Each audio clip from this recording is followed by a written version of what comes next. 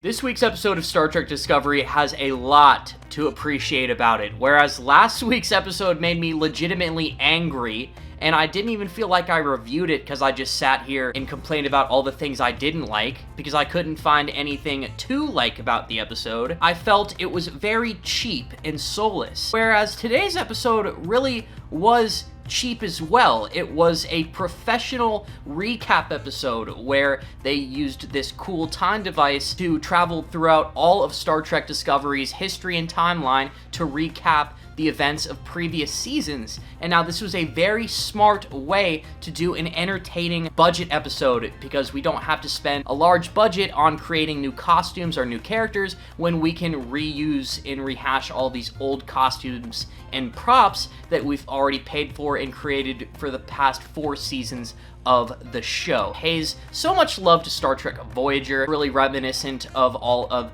the temporal episodes. It also references the Cold War that is popularized by Star Trek Enterprise. Relativity episode where 7 of 9 is actually sent on a mission. There is also a Voyager episode where the different parts of the ship are separated by fluxes in time. Voyager-centric theme to kind of have different parts of the ship be like pockets of space and time. Now, the actual device that Mal and Locke got at the beginning of the episode to implant on the Discovery is a Krenim chronophage, which is very exciting because that's also a direct reference to the Krenim Empire from The Year of Hell Part 1 and 2. The dad from that 70s show was trying to bring back his wife, children, and his prime civilization through the use of a doomsday time weapon that eliminated entire civilizations from the timeline. It was a really fun two-parter to watch, and I think that the device that they used was pretty cool. It was a little bit confusing at first, kind of had to remind me Raynor and Michael were not affected like the rest of the crew because they were using the transporter at the time. Something that was very clever.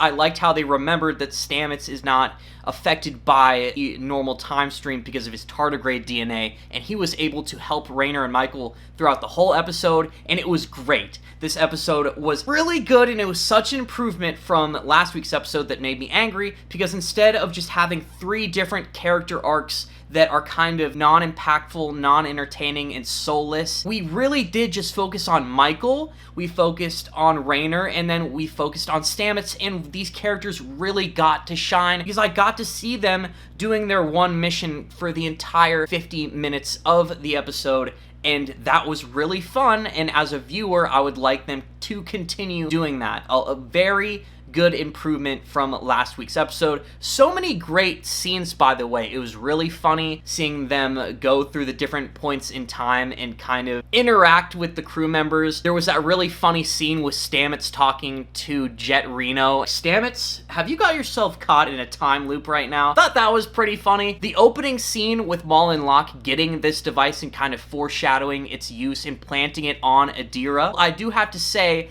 that it is a kind of a little bit uncreative how they had Mal and Locke simply just kill their dealer again. Like, this is the second time we've seen these two characters, and the only thing that they've done this episode is do the exact same thing that they did in another episode. Get stiffed by this dealer they're meeting, and they're forced to kill them. Something that wasn't uncreative, though, is their use of 3-dimensional matter in this season, especially. Phaser pistol turning into really sleek, cool-looking phaser rifles. Also, that one weapon that Mal and Locke that they used to kind of delete the floor below Michael, that was really cool too. And this Krenim chronophage cannot be void of 3-dimensional matter the way that it's kind of reconstructing itself from a tiny little teardrop looking thing into a spider that goes around the ship covertly. The VFX and everything for the spider were great. I thought that it was a pretty cool gadget, like how they're tying it in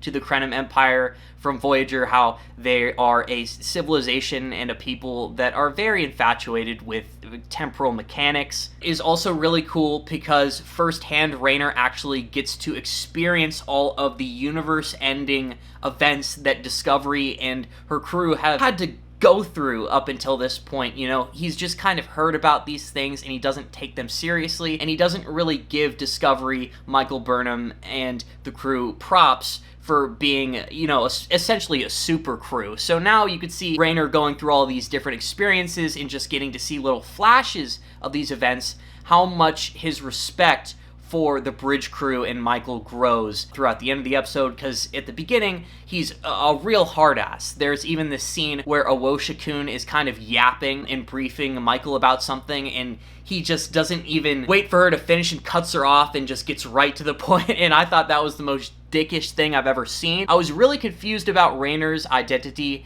and his species. I thought he was a Vulcan at first, but he's a Kelleron, I think they're called, which is that one pointy-eared species from Deep Space Nine that tried to kill O'Brien and Dr. Bashir after they had got done ridding them of their bioweapons. They're a very ends justify the means species. They think that as long as the greater good is going to be safe, that they can do anything to justify those means, like killing Bashir and O'Brien in that one episode, and then also at the beginning of the season, Captain Rayner was willing to actually destroy that entire village in order to get Maul and Locke, because he's on a red directive mission. He sees things in a very black and white way, and I think that now that I understand that aspect of his character, I like him so much more, and it makes everything make so much sense. Episode was really entertaining, like I said before. Great Stamets episode. He really was the chief engineer. When Rayner suffers a temporal injury, Michael tells him to go see Dr. Culber, which is interesting to me because in a previous episode just this season, when somebody gets injured, she tells that person to go and see Dr. Pollard. I really think that Dr. Pollard is the chief MD, like the chief medical officer who's actually helping people when they get hurt. Culber clearly, to me now, is the psychiatrist, the ship's counselor, who's also a very competent, licensed MD, but he's not got 100% reign over the med bay anymore, over sick bay. The weaker aspects of this episode, I hate to say, are the scenes when Michael is forced to actually convince the Season 1 Discovery bridge to trust her and to actually go along with this mission, even though Michael is currently a mutineer in Season 1. I really did not like her talking to Ariam and kind of being like, you die in the future and you are willing to die for the crew, and that's how I'm going to convince you to do this dangerous thing for me, even though during the context of this point in the timeline, you guys are fighting a Klingon war, things are very serious, you haven't been on the ship too long, and you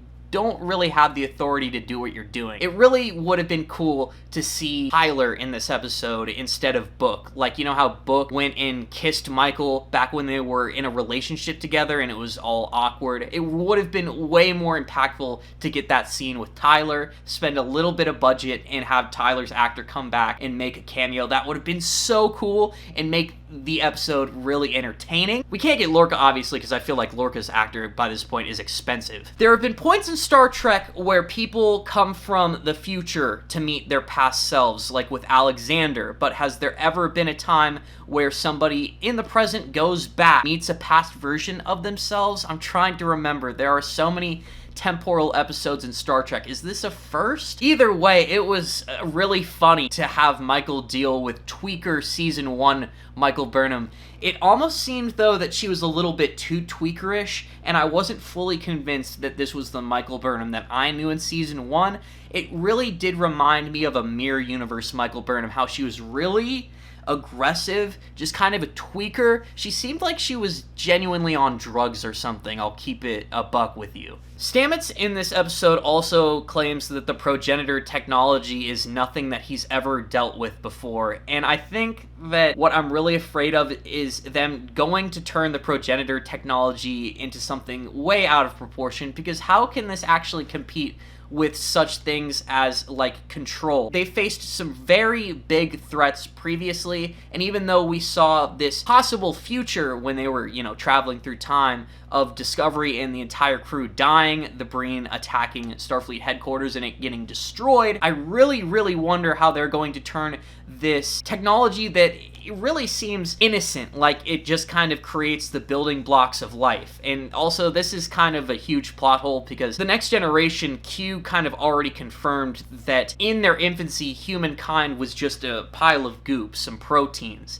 I can't imagine it is that hard with the technology we have today to just replicate those proteins and go and litter them on a bunch of different planets. The thing that the Progenitor's technology probably has to be like proprietary, possibly terraform the planets alongside doing those so that those cultures can actually grow into civilizations. All these civilizations just grew from goop and protein molecules left by the progenitors. Then what is this technology and how can it be so scary? They're probably going to have to break canon in order to make the hype with this progenitor technology actually real. All in all, this episode was really good. I'm going to give it a 7.5 out of 10 because it's, in the right direction in my opinion. I actually got to appreciate the cast today. They got to do things for an entire episode. It kept me entertained. It didn't need to be expensive. They just did essentially the right things. It wasn't completely perfect. The acting